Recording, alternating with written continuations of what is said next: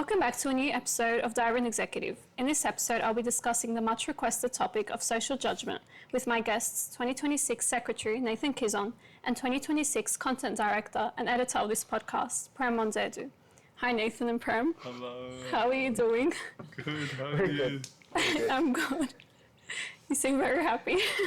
I just looked at Prem and I started laughing. Yeah, I mean, why wouldn't you be happy? That's true. Why wouldn't you be happy? It's good. Yeah. Yeah. I'm going to start with the first question that I always ask all my guests. What is personal growth to you? How would you define it? You can go first. Okay. My definition is relatively easy. So, at first, when I came across the concept of personal growth, it was under the scope of like self-development and self-help, whatever that was at the time, which I think was anything that, I guess, any content or anything that could help yourself. And in a way, that was kind of personal growth, but there was a lot of aspects that, say, the self-help genre tends to ignore. And then, shout out Amin, but he sent me this essay, and when I read it, I was like, I think I found my definition. And my definition of personal growth is basically it's a virtue. And it's a virtue that you follow and a virtue that you have to commit to daily to actualize the person you already are. That's so true. You're already this person, if that makes sense. You're not trying to build yourself up like a project because you're already you. I don't know if that makes sense. Yeah. But you kind of just have to follow a few things that make you you, and like just keep doing that over and over and again, and like actualizing that to yourself. Yeah, I think it becomes even like subconscious once like it becomes that virtue or that mindset. Yes, I think the biggest problem right now in terms of the personal growth space is we treat ourselves like projects. I don't think that's where we should, that's not how personal growth should be. I think it's good that it gives you resources, but not that it treats you as the project. Exactly. Yeah. Your definition? For me, well, I always take it back to a quote by Nietzsche, in which he says, "To live is to suffer, but to survive is to find some meaning within the suffering." Shut up. Personal growth is like acknowledging that you have to suffer, so you might as well learn how to suffer well. Yeah. So growing, just like Jesus. Yeah. So growing as a person is understanding that you have to suffer. Like you literally can't avoid it. Yeah. So you might as well learn how to grow so that you can not only deal with that suffering, but learn how to use that suffering to make yourself stronger. And it's always nice, especially to be able to suffer with other people as well, because I think that's inherently what connects us so much as human beings, because we all have that one thing in common, that we all suffer. Yeah. I think also like resilience is one of the most important things of personal growth, so that suffering and the resilience really carves your character, I guess. Yeah. Moving into today's episode topic, do you think judgment is something we can ever completely eradicate in society? No, I don't think so. As much as I'd like judgment not to be like the first instinct that we go to, it won't ever disappear. And I think it's just subconsciously we already have built-in judgments from, say, our parents, from society, from like the media that we consume, from our friends. They have judgments of certain things. And so we kind of accumulate all of that, I guess, all those opinions and judgments from other people. And that subconsciously builds a judgment. I'm trying to find an example. Like, for example,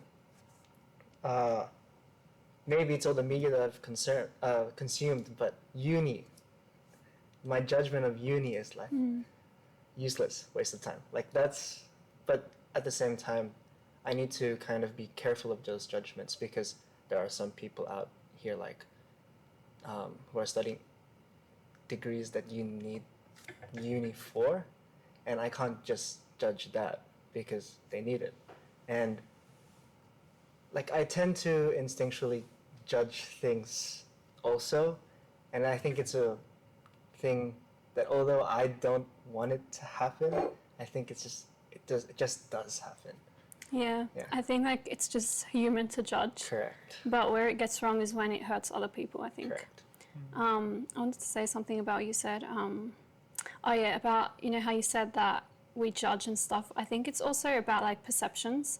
Everyone has a different perception of you, and you can't really like make it positive for everyone because it's influenced by how they grew up and their background and so many things. So I think it's like pointless in that way if we want to like stop people from judging us because it's all dependent on their own perception and life. Yes. I agree. Yeah. No, I think because you literally can't avoid judging people. Like even as yourself, even if you don't That's like to judge other people, you will.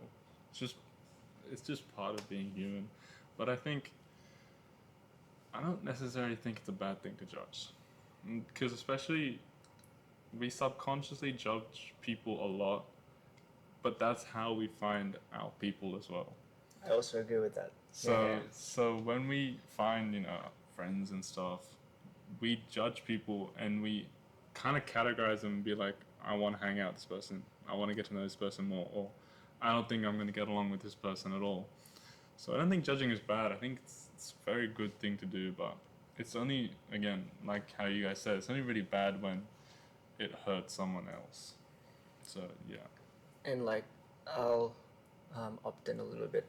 Bias, for example. I think, as Prem said, judgment is good, but when bias enters, then maybe that's harmful. But first impressions, for example, those are good to have. Like it's good to have a first impression of someone because it kind of, even though that might not be their whole character, it, as Prem said, you can categorize that person based on the first impression. Like maybe like they're not my type of person, or yeah, it's like a survival instinct in a way too. I think that is one positive of judgment, and judgment in terms of, say, day-to-day work or day-to-day life, especially say in sports or in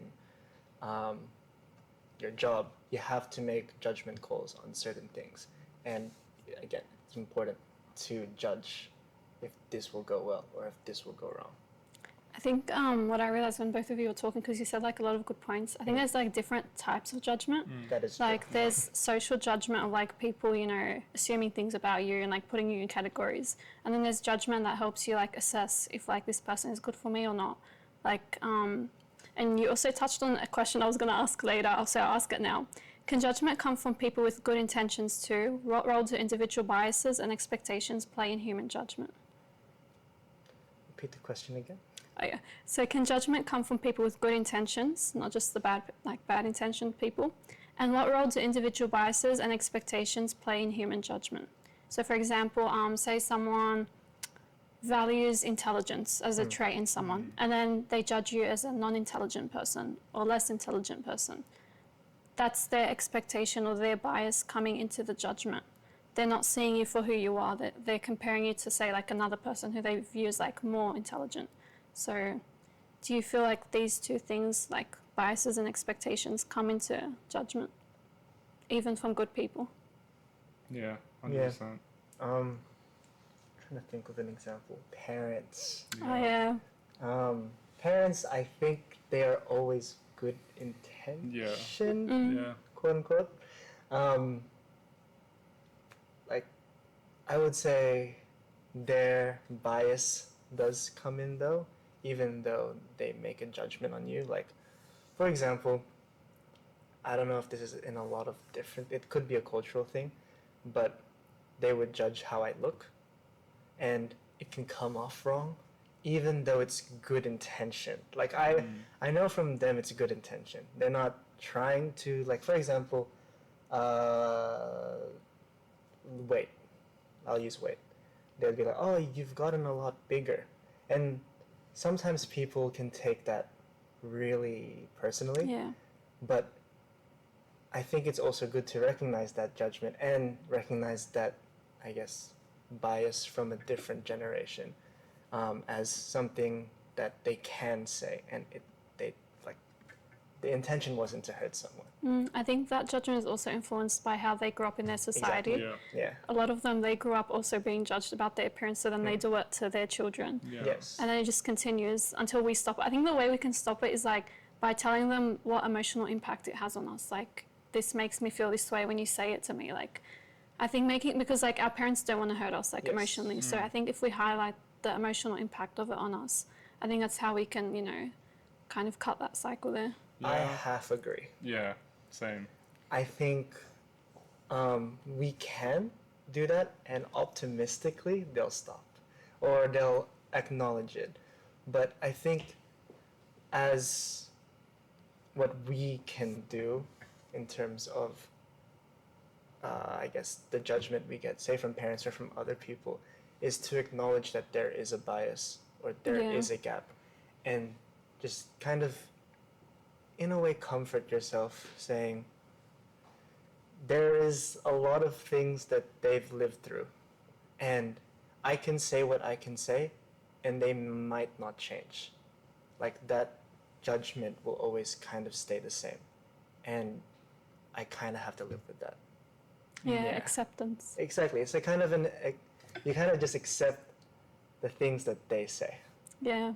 I think it's good sometimes just to accept and not like get in a Yeah. clash with them Correct. because they're not going to change. No. And they haven't lived through what we've lived through and we haven't lived through what they've lived through. So like finding that middle point sometimes is hard. So Yes, Yeah. the compromise Yeah. can be yeah. hard. Sometimes there isn't. The compromise is literally just to let it go. Yeah. Especially going back to what Nathan said, like cultural impact. It's like whenever I go back to like overseas and see my family, the first thing they always say is, "You're so skinny. Are your parents even feeding you?"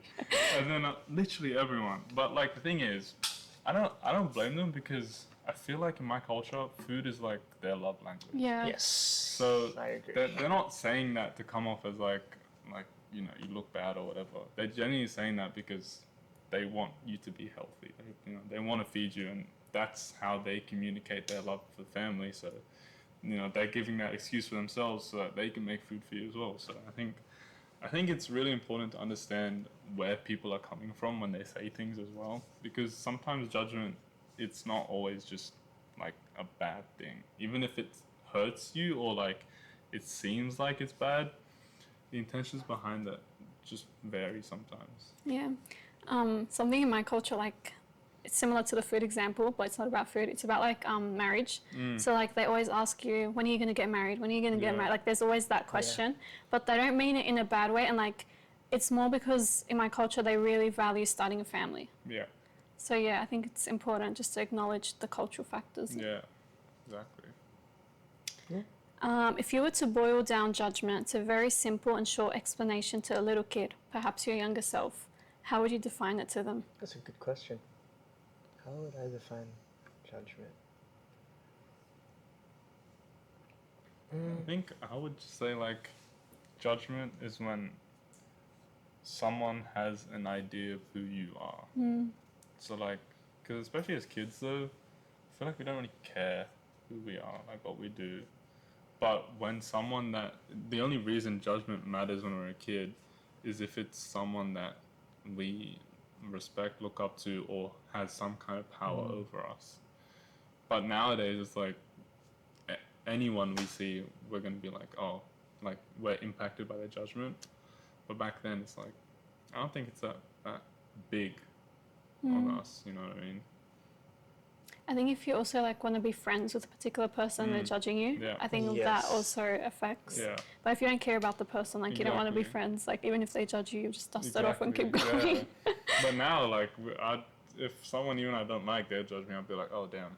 Like, I'd get hurt by that. Yeah. So, yeah. Yeah, I feel like some days I don't care. Some Yeah. days it's like I care. I don't know how I would define judgment as for little me, for example. 'cause, Maybe like how it feels. okay. how it feels, I also wouldn't know as much because I think I was the one judging people. Like Confessions. I was the one telling people like bad things. Like I wasn't the one being like, oh, you're this, you're that. I was the one going to them like, haha, you're this, you're that. But the thing is, if I could, I wish I could tell younger me, be careful what you say, because that anything that comes out of your mouth can be perceived or judged differently to what you intended it to be. And at the time, I intended to be playful. Yeah. Yeah, like I didn't know the language I was using at the time was hurtful. And then, of course, if someone was crying, I'd be like, nah. I was joking. Like, why would they cry? Like, of course, I am now a lot more self-aware to know that I was bullying someone, but at the time, I guess I would tell younger me, be very careful with, because every word can be perceived as a judgment, or every opinion can be seen as you judging them. Yeah, and I Yeah. think also like sometimes we say things but we don't know like the long-term impact of it on someone. Like you could just say that line, you could even like not think too much about the line, you just said it, it just came out in the moment, you're spontaneous, playful. And then that line just keeps on playing at the back of someone's mind for years. Yeah. But even with that playful thing, I'm also like that. I'm playful and I get so misunderstood. Like I remember once I joked with this person, like we're not friends, like we had just met, and like I just joked with them, and like I was wondering, are they gonna like misunderstand me? And they misunderstood me. Yeah, okay. So I learned my lesson this time. Like don't joke with someone that doesn't know you yet. No, I agree, and I think, again, that's where judgment comes into play, where you have to judge their character Yeah. before you can say a specific, say, joke or quip, because that could just go Well, I think, really wrong. The thing is, though, I think I like that because sometimes you just meet those people, like you just meet them and they make fun of you, and you're like, oh yeah, I'm gonna be good friends with them. That is true. And I guess, again, judgment comes into play because, Yeah. like, okay, I can judge that this person, we can We're on share the that same same wavelength. Yeah, wavelength. same wavelength. Yeah. I think sometimes we've become a bit like in society, like don't bully, but sometimes like teasing is a way of like Yeah. joking in friendships. Exactly. Like It is definitely a love language. Like, Yeah. I'll call I'll say it as rage baiting. Like, for example, Kaz and I, we like annoy each other a lot, but it's not intentionally harmful or It's opposite. just like, yeah, exactly. It's opposite. It's how we kind of express our love to each other. Yeah. Yeah. And I think because you feel comfortable with each other. That too. Yeah. Yeah. What have your personal lived experiences with social judgment been like? Feel free to give specific examples or share memorable stories if you're comfortable. Maybe like a memorable moment that's stuck with you for a long time. Like someone judged you, whether in your face, behind your back. Okay, so a bit of context. I'm 76 kilos right now. Back in high school, it was year 11. I was still like 6'1", nonchalant. But like, I wasn't 76 kilos back then. I was like 60. So I was like very skinny back then. And We should pull up a photo of him. yeah, in high there school. aren't Before and after. there are not any photos. I remember one time, I was in chemistry class, and my Oh, chemistry. same, I did chemistry. Oh, nice. Actually, I like chemistry. It was so fun. Sorry, keep going. My chem teacher, he was so chill. He didn't even have a degree in chemistry. but Oh. he was teaching us. And one day we were in class, and we were just messing around. And then I remember I said something about doing push-ups. So my friends were like, okay, go and do some then. And so I went to the front of the class, and I went down to do push-ups, and they were atrocious. Like, they were so bad that they wouldn't let me off the hook for the rest of the year. They just kept making fun of me for that. But like, looking back on it, like it actually hurt. I was like, because I was laughing. They're my friends. I'm like, whatever. But like, I was incredibly skinny and so self-conscious about how I looked. And on top of that, now they're making fun of my strength and what I can do. So I was like, damn, like this hurts. but like I never really did anything about it. In the moment, it's like you know, haha, whatever. Yeah. And then you go home and you're like, damn, like I really am weak. I really am skinny. Like I don't like this. But you don't want to confront your friends about it because you don't want to like ruin that relationship. You don't want to like go back. You know what I mean? Like you want to be able to joke with them. You know you want to be able to make fun of them. But like you know that feeling like when someone makes fun of you and then you don't like it. If you tell them that, then they're never gonna make fun of you again. It's gonna be boring. Yeah. So I feel like that's part of the fear. It's just like they're judging me for it, but it's like, you know, whatever. I guess I'll Becomes just live tense. with it. Yeah. Yeah, I had. Yeah, do. No. I had something also in chemistry class. I don't know, everything happens in chemistry. Everything. It was like more minor than that, but I think the impact of it was pretty big. I think on that day I was a bit self-conscious, and then I was wearing this like long cardigan thing. It was like made out of wool. And then these two girls, they come up to me, they're like, you look like a grandma. Like that really hurt. Like, I don't want to be compared that way. Like, and they were laughing. They said it, they laughed, and they walked off. I think also the way that they said it and the fact that they came, said it, and left, that also was hurtful. In the moment, like, I didn't really feel as much as you were saying, but then, like, I think after time, like, subconsciously, it's like, you remember it. So now every time I open my closet and then I see it there, I remember the line, literally, and it's just so annoying. So that's what I meant with, like, someone could say a sentence and then it could stay with a person for years. Question for you then. Do you still have that? The clothing? The clothing? Yeah. Have I worn it? No. Why do you keep it? Because it looks nice, but like I kind of see a bit of a point in what they said, but at the same time, not really. Like it can look like that, but not 100%. But I don't wear it because I don't want to be perceived that way. Interesting. Yeah. What was I to say? I think with how I guess the stories you guys are saying now. Especially, I think it's Feels like story like time. high school tends to be the period of time where you want people to like you. Yeah. And I guess even with, say, your friends, I think I was in the same kind of boat where I wanted my friends to really like me or to really think that I was quote-unquote cool. That I would just do stuff, and I think the worst thing is I'd lie about it, just so I could be like, yeah, I did that. So I think I've told this to a few people before, but I don't know specifically which year, but during high school, everyone was getting into relationships, and I was kind of, how to say it? I felt left out. But I'm not gonna, I can't, right now I have no bag, absolutely no bag to, like, I don't know, ask a girl out or go on a date with someone. So I made a girlfriend up. Oh.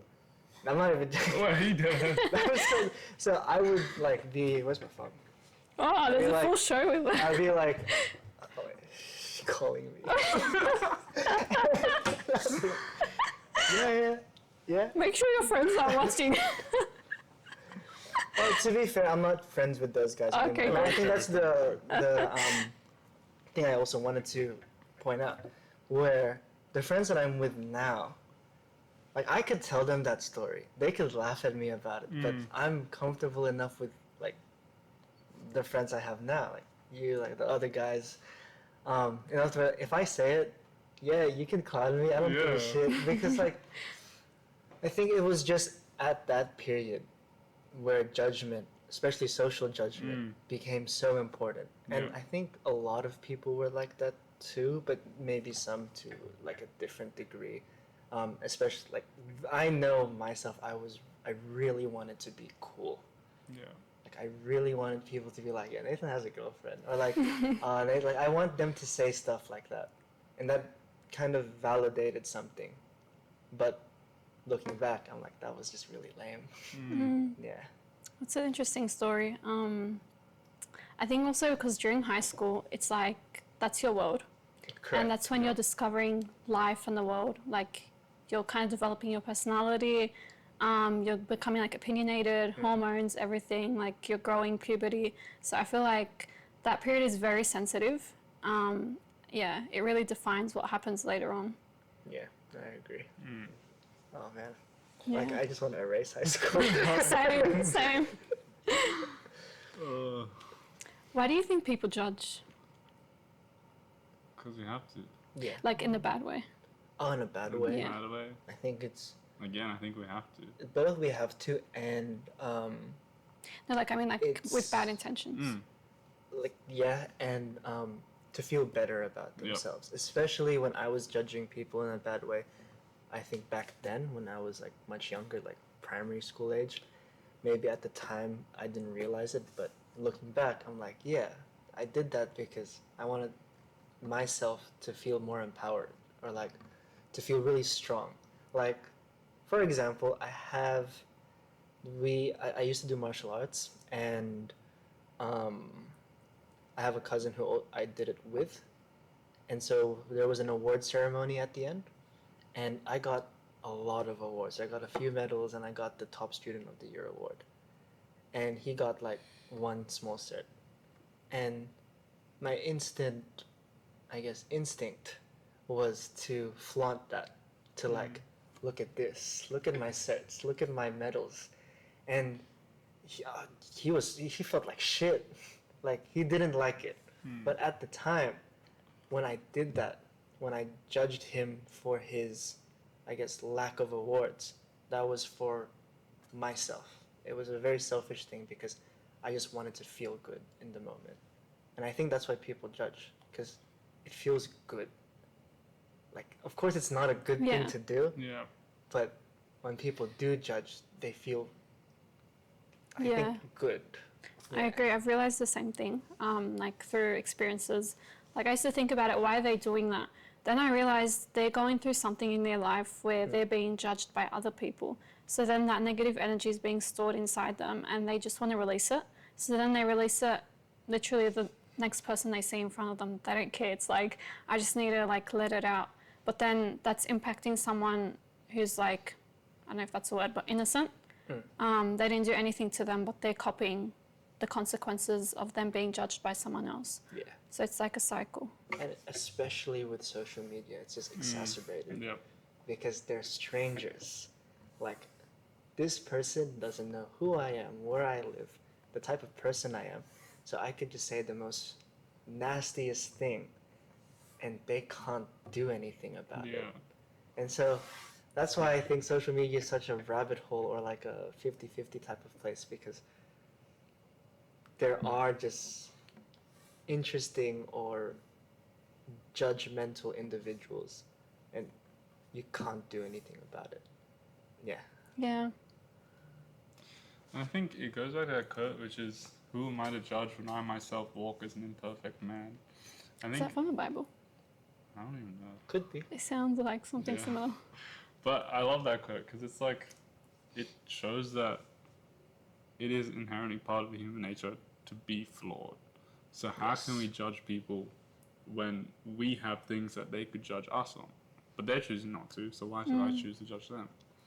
You know, like I play Genshin Impact. You know, like, but people judge me for that. But like, that's just what I do. Like, why should I judge other people for things that they enjoy, even if it's just different to what I do? You know what I mean? I think some people don't accept differences. Yeah, exactly. Like if you like that and they don't like it, so what? Like mind your own business. You don't have to like be judgmental and Exactly. like hurt. In a biblical sense, though, like it just reminded me of a story of when there was an imperfect woman, and the Pharisees. I'm sorry if this gets religious for people who don't, but like What a coincidence! All three of us. the Pharisees wanted to stone her, but before they stoned her, Jesus was like, "You can only stone this person if you yourself are perfect." Yeah, that's the one. That's And I was like, yeah, no, that's fair. Like, Yeah. who are we to judge when we are imperfect. Yeah. Plus, with that story, like, she had circumstances. So if we just judge people, we don't even know their backstory. Like, why are we judging? Exactly. Yeah. Like, if we were in their shoes, we might have done the same thing. Yeah. I think like even if you don't want to look at it from a religious perspective, I think that is absolute ethical genius. Like just saying that, oh yeah, you can go ahead and stone her, but the first person to throw a stone be someone who has never sinned. Yeah. That's just it's brilliant. Yeah. Yeah. Plus, all of us were like equal level, to be honest. Yeah. Like, we're all humans. We all have emotions. We all have struggles. Like, that makes us equal. So, Yeah. no one has more power. Like, although like we acquire more power through like money, positions, power, all of that stuff, but ultimately we all start the same and we all end the same. Yes. It's like that is also the correct. Bible You are verse. dust, Yep. and to dust Yeah. shall return. Yeah. So, Yeah. This question, you kind of mentioned it before. I'm glad that you guys are already like, jumping ahead. It's one thing to blame or be frustrated at people who judge, and it's another thing to understand why they do it and be able to somewhat rationalize their behaviors. Can we explain to ourselves other people's judgment in a way that makes us more stress-free and happier? Like, does that help us? I think you mentioned it, like, in the beginning you were saying, you mentioned something like that, I don't remember exactly what you said, but... yeah. Can you again summarize the question? Yeah. I was gonna ask that again. Are we able to explain to ourselves why other people judge in a way that makes us lead more stress-free and happier lives? So, are we trying to rationalize why they judge Yeah, so for example... for ourselves? Yeah, so say for example someone judges you for your glasses, for example. They could be judging you because, I don't know, there's a certain reason why they're judging you. If you understand that reason, then you don't take it personally anymore and it doesn't have the same emotional impact on you. Do you believe in that or not really? Not anymore. I think as I grow older, judgments on me just have less impact. And maybe it's the things I do, like meditate or pray or just read a lot of different type of content. But I kind of don't even want to rationalize why they said that about me. I'm just like, okay, cool. Anyways, That's a good point. because first you're overthinking Yeah. what could their intention be, and that actually might add more stress. I think the whole acceptance that they are what they are, it is what it is, and you can't really do anything about it. If someone were to judge me about my glasses, okay, like, I guess maybe there will be some sort of sharp, okay, shit, maybe my glasses do look kind of, but then I can easily think about a lot of other things that kind of just take that feeling away. For example, if we again go a little religious, the book of Ecclesiastes, it's just wind. Yeah. Everything just, we won't ever, like, alright, I did a thought experiment before I came here. I was walking down, is it called Devonshire Tunnel? The tunnel from Central to, I guess, the city. And instead of just scrolling through the tunnel, I was people watching. And I told myself, okay, each person that I'm looking at, there are so many people here, and I'm not going to remember a single face, but each person has a separate life, has separate internal judgments, has a separate own world that they live in. And if someone makes that comment on me, like, okay, I don't know, I think we take things too personally. Yeah. And as much as we can, we should make it an obligation not to take anything, or at least not anything that doesn't matter. Yeah, that's so true. Yeah. So I guess if I say stuff about you, you'd probably feel something. Yeah, see, that's what I was going to say. I feel like if it was someone you cared about, Yeah. someone you love, and they said something, then you would care. Because, I mean, obviously you would. But if it was some random person, then it's like, it's whatever, you know? Yeah. Mm. They don't have much influence on you. Yeah. Exactly. What role does empathy play in this context? So, like, if someone judges you, could you empathize with them why they're judging? Like, say, for example, they're going through something in their life and they're judging for that reason. Do you think we should be empathizing with them? Or their Yeah. judgment is judgment and there's no excuse? I guess their judgment is judgment. As like even though you can empathize with them, but when someone makes a judgment, we don't have the window to empathize with them. Mm-hmm. Like when they make a mean comment, we see the judgment first before we see the Yeah. person, and like I won't have time to empathize with them. So I guess for me the judgment is judgment, but at the same time, with the question earlier, we want to kind of cut that as much as we can. Yeah. But maybe, for example, if it was family and they made a judgment, but they were going through a stressful time, I guess that empathy can flow through. Like it's happened before. Like when your parents start like screaming at you, then I tell myself, okay, well, to be fair, she just came back from work and didn't do any of the chores. Yes, there is a reasonable, like there is actual genuine reason for her to, like my mom to get mad at me, Yeah. like for example. So then, for me, the judgment actually, yes, it comes, but there is that empathy. But again, with what Prem said, strangers, it's hard to find empathy for them, but people that you care about, especially if you're like the proximity with Yeah. those people, Yeah. then you can understand, okay, they're angry or they're sad because maybe I did something, or maybe I didn't do something. Yeah. Something I've realized is when people that I love judge me, I don't feel the same impact as if, like you were saying the opposite actually. I don't Do know. you feel more or less? Like I feel more forgiveness. Like Interesting. because like I love them. It's like Actually, yeah. like it doesn't cut through as Yeah. much. Whereas a stranger, like say for example, a stranger I'm trying to be friends with, like if I'm just trying to be nice to you, why are you hurting me back? Yeah. And I don't have any like positive feelings for them to justify it. Yeah. Yeah.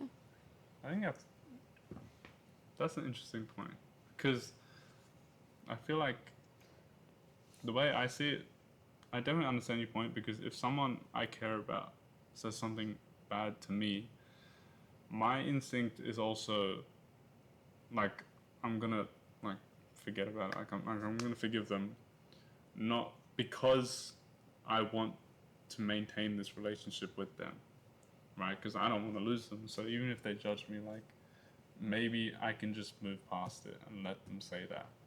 You know what I mean? What was I gonna say? Do you think they can cross a line? Yeah. This, in my opinion, that yes, they can, but there is no line too great to cross that I can't forgive.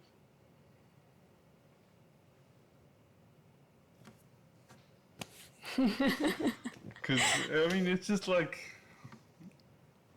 I don't want to bring religion to this every single time, but it's like, it's literally like, I mean, we literally killed a perfect man, and it's like, yet God chose to forgive us. Like, so then who am I? Like, True. literally, who am I to not forgive someone else?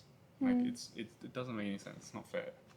I think also it's a bit of a journey. Like initially, I think I don't offer that forgiveness. I do what you said before about like you get upset. Yeah. But then I think when I think more deeply about it, or like once it's passed, I'm like, I just forgive them because like I love them. So it's like, Yeah. I don't really care.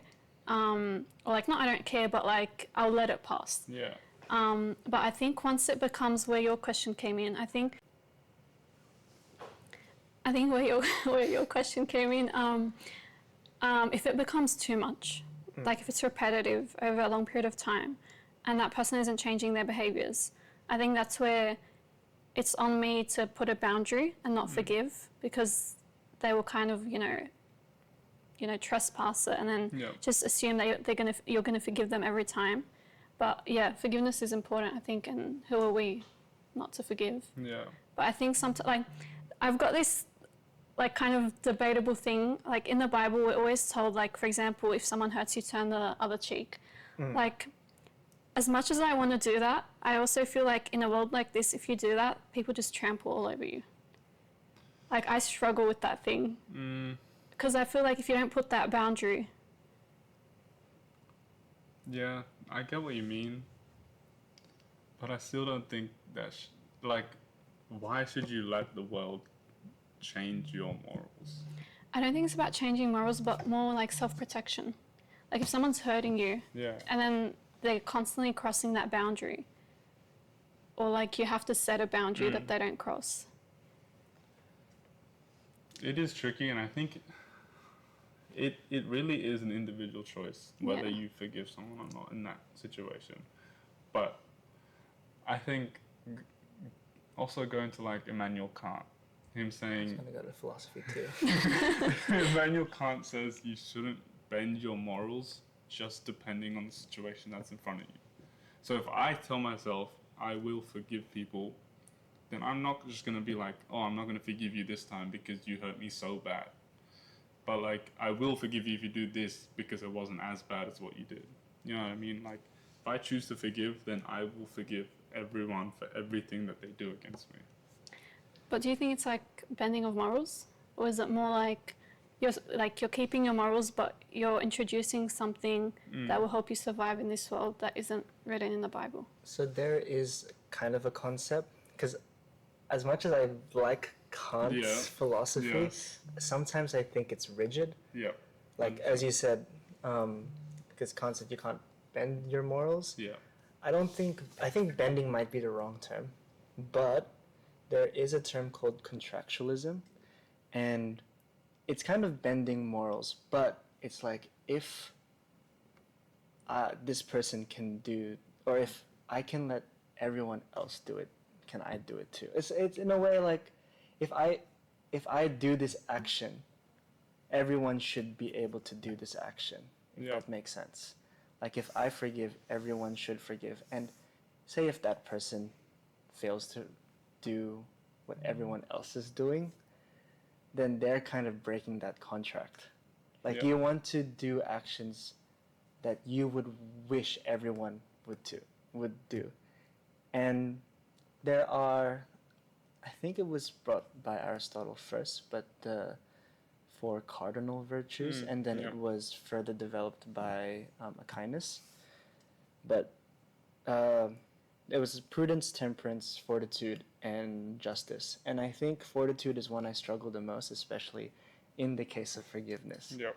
But it is a very important virtue. And that's one virtue that I want to keep practicing, is the inner strength to always find a reason, even if it's hard. Yeah. Yes, to forgive.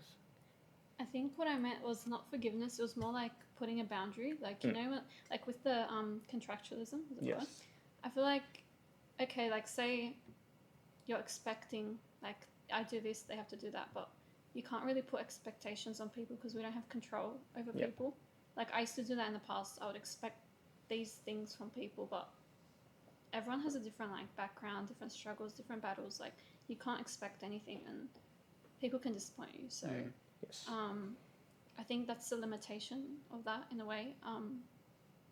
But yeah, I don't know. It's tricky. I think this is a debate that could go on for hours, because we have a lot of points. Ethics is a very slippery slope. It is it's a rabbit hole. It is a rabbit hole. What would you say to all the judgmental people who've passed in your life so far? My first. Yeah, I was gonna say. My first thing in my head was Message fuck you guys. But besides of course, the instant judgment that came into my mind when I thought of the people who judged me, I think if I had a message, they're come on guys.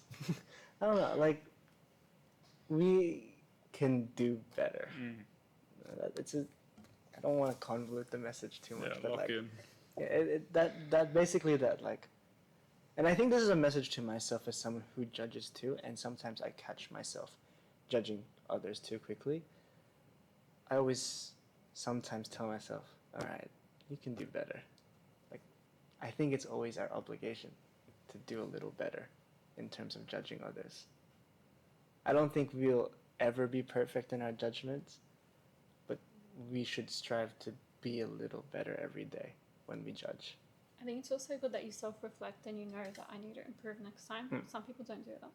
They just judge and keep on judging. They don't even know that what they're doing is wrong or that it's hurting someone.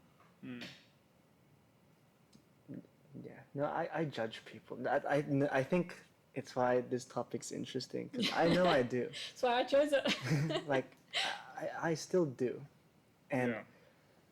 of course I can tell myself, tomorrow you'll stop. But I don't think intrinsically it will ever die. Because, again, it's also a evolutionary thing. I think it's like a reflex sometimes. And that Yeah. it can just be a reflex. Like that question you said, what would you tell people who judged you? Like instantly I just thought of something judgmental in a way. Yeah. Yeah. I mean, I don't think I really have anything to say. Like, it is what it is. If people want to judge me, it is what it is. If I judge people, then my bad It is gang. what it is.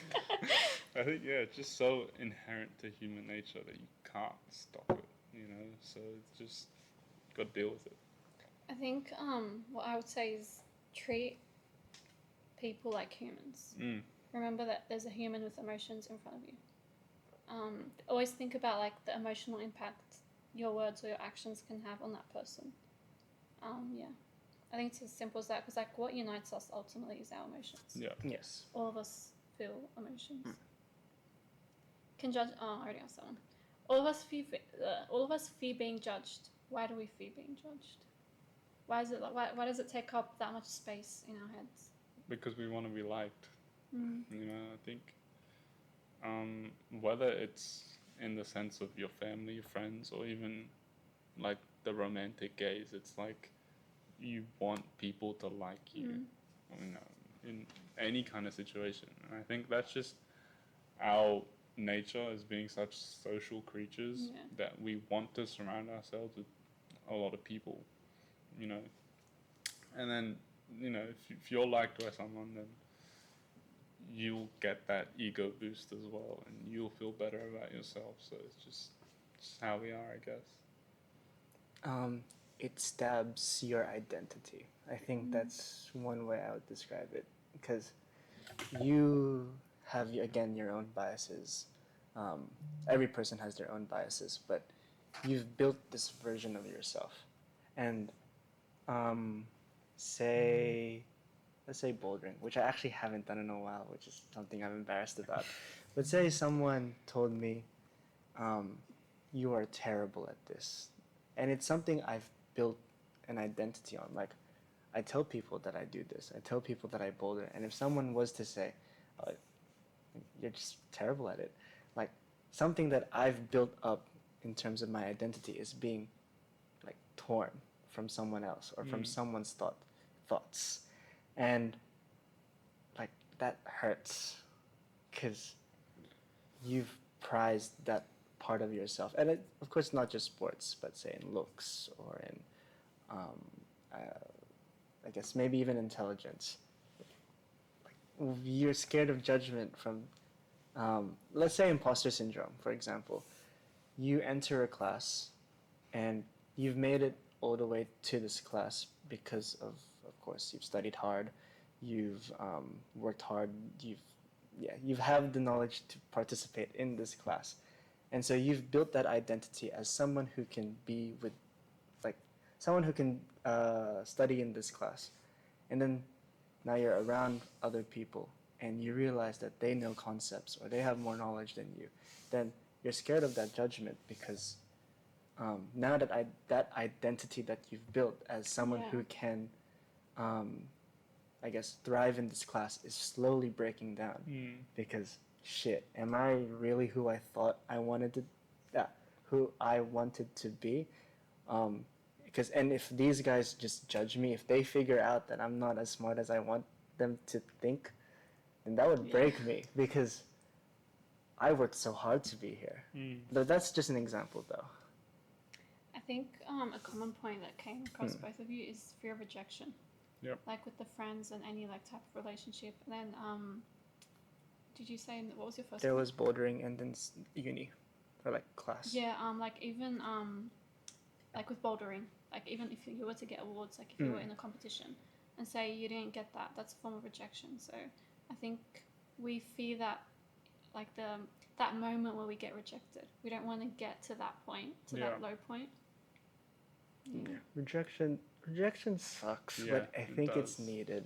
Yeah, eventually you have to learn to accept it and feel it and just sit with it. Like, for example, at the time, I already had a job at the time though, but I was doing other interviews for other roles, and my first rejection, because I was on a streak. Yeah. I was like, accepted, accepted, accepted. Like, kind of like, it was accepted, but I didn't take it, and another exception. And I'm like, shit, I feel good.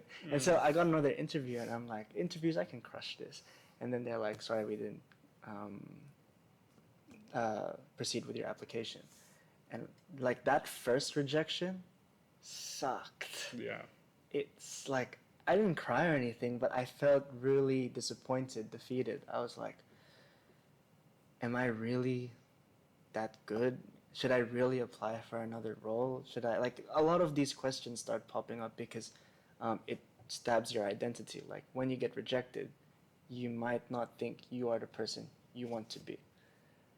But the more failures or rejections you get, because then I started applying for roles anyways. Took me a while, but then I still kept doing it. And the rejections, I realized the higher you go, the more rejections you'll get. But you kind of just live with it. Like, for example, in that aspect of my life, rejections have been normal. But say, other aspects like my physical health, or even say wanting to build a startup, I feel like I need to be rejected more. I need to break that identity down a little more, because that, as Prem said with his version of personal growth, that's resilience. Yeah. I was going to say something to what you said. What did you say before Prem? Before the resilience? The rejections, like multiple rejections, and then I felt better about it the more rejected I got. Yeah. About rejections, the way I frame it to myself, and if this helps anyone, I feel like everything I get rejected from, it always ends up being for my greater good.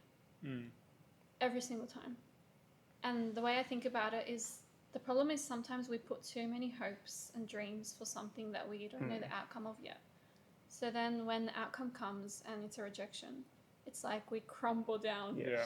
But obviously in the moment I'm going to be sad, but I think after I've processed that sadness and it's gone away as an emotion, I always think to myself, if it was for me and if it was for my good, it would be in my life now. So I think that's what helps me move on. God's plan. Yeah. You know what they say? That I love that quote where it's like, if things go your way, that's God's intention. If things don't go your way, then that's God's protection. Yeah. I always like that quote. Like, if things don't go my way, it's like, nah, it's just what it is. It's actually real. Like when you said it, I have an example in my head that I can clearly recall that links to that. Yeah. Because I feel like, and then also in time travel, it's the whole butterfly effect. If you were to go back in time and change one little thing, you wouldn't be who you are today. Yes, 100%. So the fact that we're here right now as we are is precisely because of everything that's happened. Not just a couple of events, literally everything. So can't change any of that. That's so true. Like, I got a couple of rejections recently and I grew a lot from them. I even had a lot of people tell me, like, they realized the growth. They told me, you feel matured. Yeah. And I felt it on the inside. I felt different. But then there's this thing I've never heard anyone, or maybe a couple of people have spoken about it. When you grow and you become this new version of yourself, you feel like you're in new skin. And then you feel like you're foreign to your own self. Because there's this new version of you inside you that you've never met before. It's a bit scary. Like recently I've developed into this like more mature person. And when I reached that stage, I was like, I want to go back to my old self. Like, it felt scary. Why do you think you wanted to go back to your old self? And did you actually want to go back to your old self? I think there was an element of the new self that I didn't like, which was I felt more like someone who's less dreamy, someone who's more realistic and responsible, and more like adulty. Like I felt more like an adult. Yeah. And I felt like I lost part of my spark, which I didn't want. Like I always want to stay like youthful in spirit, like and dreamy and hopeful and realistic and non-realistic, like half realistic. Yeah, no, I get that. I think I had that phase. That's why, like, the more, like, especially when I first moved out, Yeah. then the whole adult cycle came in. Like, oh, I have to pay rent now. I have a full-time job. And then it kind of, this is kind of segueing from the topic, but the whole dream aspect or the ambition, I felt it slightly eroding. And yes, I could have perceived myself as more mature, but I was also scared of that. Yeah. And so there was a question that was said, I forgot when, but like, would younger me like who I am now? And I think there's a lot of aspects younger me would like, but one aspect he wouldn't like is that I stopped being delusional with stuff. I think it's okay to have dreams. Or like even if they're incredibly unattainable, I think it's nice to strive for them. That's my 2 cents. Like again, it could be completely unrealistic, but it feels good, at least to me. I agree on that. Like I have this document where I write like my personal philosophies on it. So I wrote this thing about losing my dreaminess from like an experience, and then I read back on it later and I was like, I don't want this. Like, so what I wrote under it is I'm gonna change that. So I put that intention as my goal. Like I feel like sometimes we set goals like for professional things, Yes. but what about the personal stuff? Like something like I think the best project you can work on is yourself. So I think just returning to who you are and who you want to be is really important. Yeah. And I guess that kind of circles back into the initial like question of what personal growth is to you, because you already know who yourself is. You kind of just need to do more of that to actualize who you actually are. Yeah. Yeah. Okay.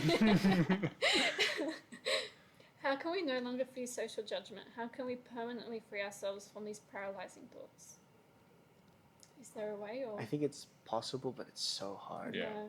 especially the permanently part. I You think we like- can permanently. Well, I think Buddha did, right? But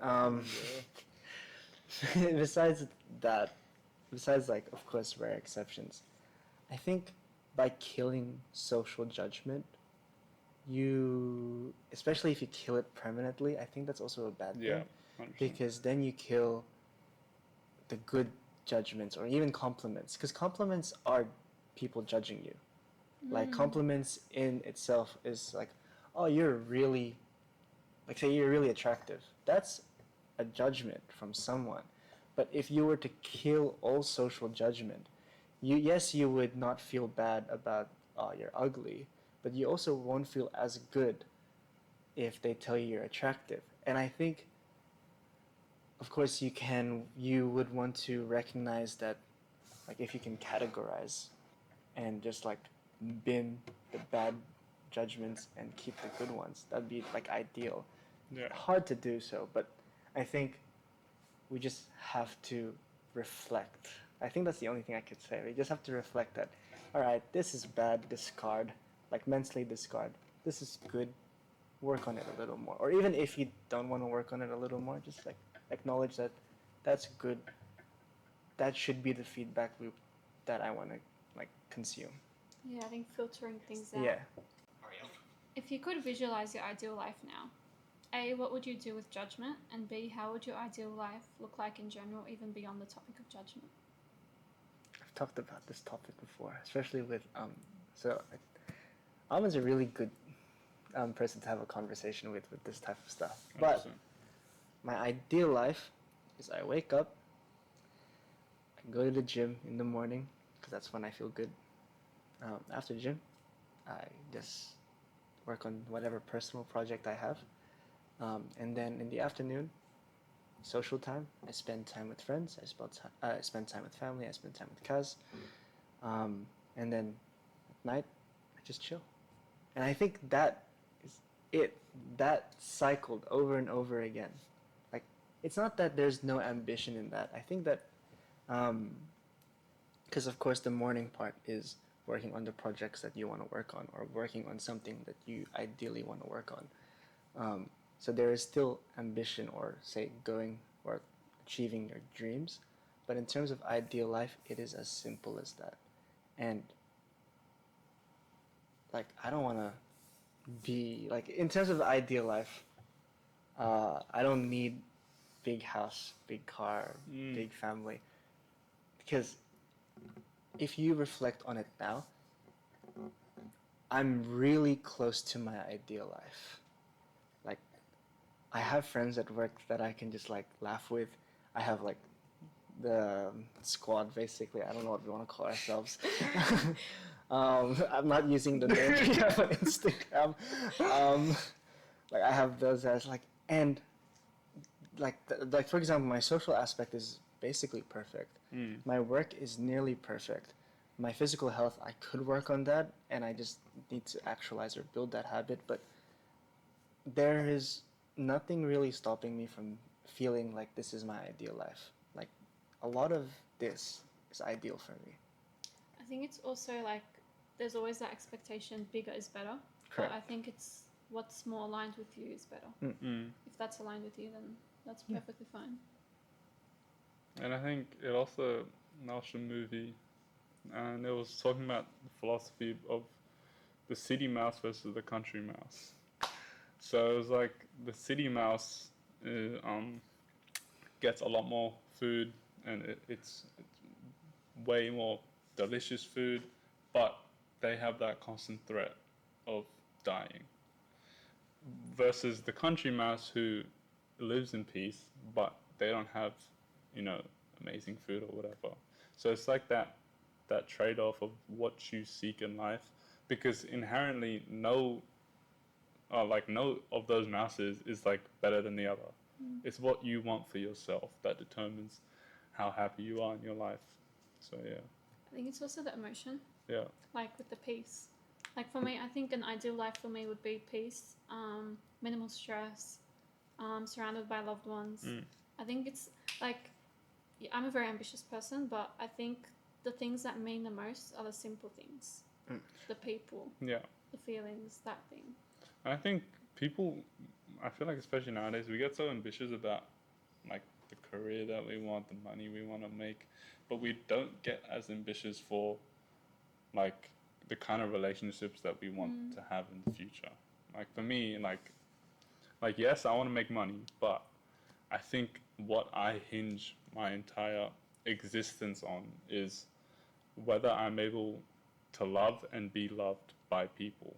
So I think for me that will be building a family, and then maintaining good relationship with friends, and then my parents and my siblings and things like that. So I think we shouldn't get distracted by all these things I agree. in media and stuff about the way that you should live your life, There's a lot of noise. Yeah. There is a lot of noise. And toxic messaging also. yes. And I think, I forgot what I wanted to say, but it's good to Sorry, did define. No. It's good to define a limit. Like, for example, even a financial goal. Yeah. Like in terms of salary. Like, that's how I've defined my career growth. Like, if I reach a certain salary, I know I can just sustain that. Yeah. Because I don't need to be as ambitious anymore. I don't need to work as hard anymore. I can now focus on my relationships. And a use case is Mark Manson. He wrote the book Subtle Art of Not Giving a Fuck. He was like a travel, I forgot, like one of those solo travel entrepreneurs. And yes, he had money. Like he would travel the world and he had money, but he at the time also said that he never felt more alone. And I know like a lot of people are trying to demystify the 9 to 5, but I don't want to demystify the 9 to 5, and that's because normal jobs have routines built in them. And maybe if you are overtly ambitious and you want to break that, then that is totally fine. But for me who wants to prioritize relationships, I'm really happy that I can just wake up. I know it sounds like one of those boring reels, go to work, and I have work friends. If I didn't have my work friends, I'd hate work. Yeah. I had work friends that I can also hang out outside of work, and then have like family. I have cats that I can go back to at night, and like that routine, I'm allowed to build relationships, and I could sustain that, and I can maintain that. Like that makes me really happy. Does it make you feel held? What do you mean by held? Like the way you're describing it feels like you've got like your work friends, you've got like family, you've got cats. Like it feels like everyone's holding you and supporting you in some way.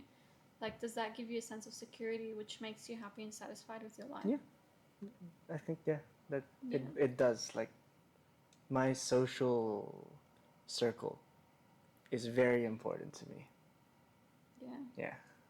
Last question. What role does the UTS Personal Growth Society play in offering a safe, supportive, and judgment-free space for its members and executives?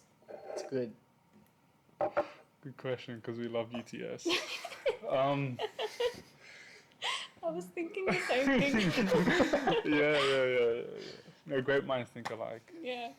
I think what makes PG Soc so good is that we're not connected by some like thing.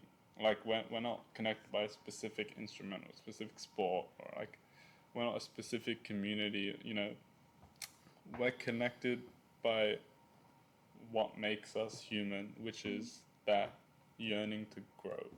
So I think Yearning. yeah. So because we're all so different, yet we share, I guess, some kind of similar vision, you know, that's what, like, you know, sparks some very interesting conversations. I think the values also. Yeah. I think it's also just community. Yeah. My first event was when I met you. Yep. Like that. My first one. Yeah. So like, and our first event was the first time we met each other. Yeah. And now we're like close friends. And I think at the time of the first event, though, I remember thinking this is such a cringy society. Yeah. Ooh. Yeah, I did. Yeah. Like beforehand, I was like, personal growth, all right. But I was in like Alana. The graphic design. Before I came to the Personal Growth Society, we used to boulder together, and so she was like, "I'm gonna join the exec team in Personal Growth Society. I think you'd like this is the type of stuff you'd enjoy."